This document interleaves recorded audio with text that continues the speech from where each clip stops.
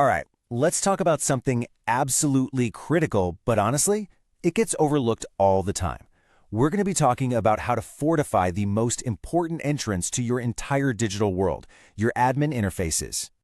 So when you think about security, your mind probably jumps straight to your main website or your app, right? You've got passwords, you've probably got two-factor authentication set up. You're feeling pretty good. The front door's locked. But here's the thing. What if I told you that's only half the battle? Yeah, protecting that main entrance is super important, but it might not be where your biggest, most dangerous vulnerability is hiding. That's what we really need to be asking. Because pretty much every system has a backdoor, those super powerful admin tools that have the power to control everything. And if that door is just sitting there, unlocked, well, it doesn't really matter how strong your front door is, does it? And this gets us to the heart of the matter. Your admin tools aren't just some other feature. No way. They are literally the keys to the entire kingdom, and you better believe that makes them a top target for any attacker out there. So what exactly is an admin interface? Well, the best way to think about it is as the system's master control panel. This isn't for your everyday users. This is for your team, the people who need to see everything, change anything, and delete anything. It has absolute total power. And with that kind of power comes incredible risk. If an attacker gets in, we're not talking about a small problem. We're talking catastrophic. They could walk away with all of your user data. They could just delete your critical information or shut down the entire service. They could even pretend to be any of your users or just rewrite the rules of your system from the inside out. Protecting this isn't just important, it's everything.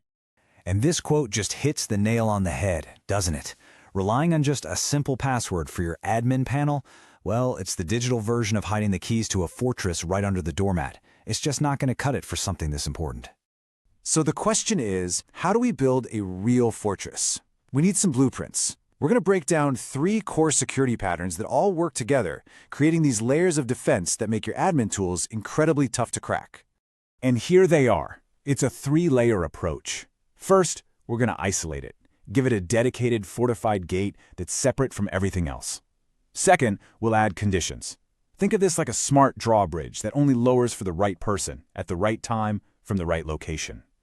And third, we're going to require backup. A 2-key system for getting into the treasury, so to speak.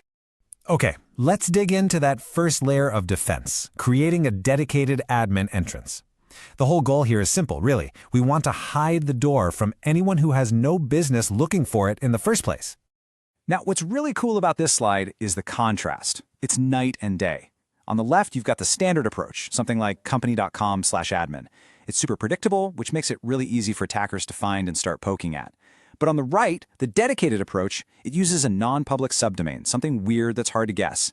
It's not just hidden, it's often on completely separate, isolated infrastructure. It makes it a much harder target to even find, let alone attack.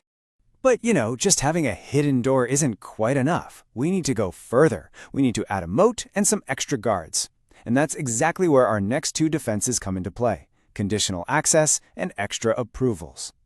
Conditional access is basically like having a really smart bouncer at the door. It doesn't just ask, "Who are you?" It asks more questions, like, "Where are you coming from? What device are you on? Is this a normal time for you to be logging in?" It adds all this important context to every single login attempt. And this table just makes it crystal clear. Check out that first row. An admin on a company laptop from the office network. Access granted. Makes sense. But now look at the next line. Same admin, but on their personal phone, denied. Or what about on their work laptop, but from some random coffee shop? Nope, denied again. It's a smart dynamic policy that just slashes the risk. And now for our final layer. This is the ultimate safety net. We call it extra approvals. You can think of it as the 2-person rule. For the really sensitive stuff, like say deleting a database or changing billing info, one person just can't do it by themselves. The action gets put on hold until a second authorized person comes in, reviews it, and gives the final okay. This protects you from both huge mistakes and even a malicious insider. Okay, so we've walked through the theory. Enough talk, let's get our hands dirty and see how this all snaps together in a real-world example. We're going to take a super common, super vulnerable admin tool and fortify it, one step at a time. So here's our starting point, the before picture. A simple login form at a totally predictable URL, and it's only protected by a password. As we've said, this is basically leaving the keys right under the doormat. It's a huge risk just waiting for something bad to happen. First up, step 1. We applied that first pattern we talked about. We moved the login page away from prying eyes, onto a dedicated subdomain that's not easy to find. Just like that, we've made the door way harder for an attacker to even locate. Now for step 2. We add our moat.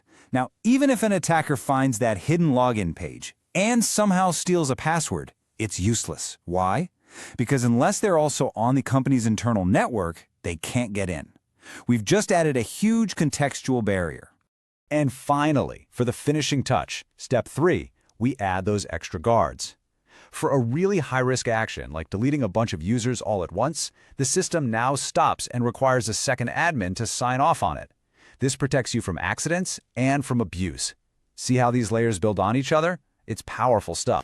So let's bring this all home. This stuff isn't just some technical checklist. It's about fundamentally changing how we think about protecting the most powerful parts of our systems.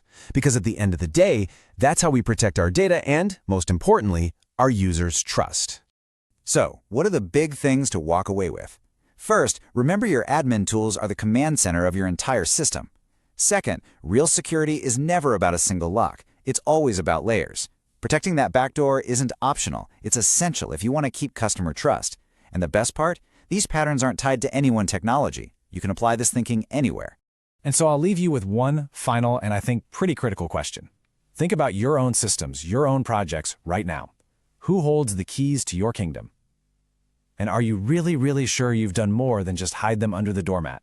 Thanks for joining me.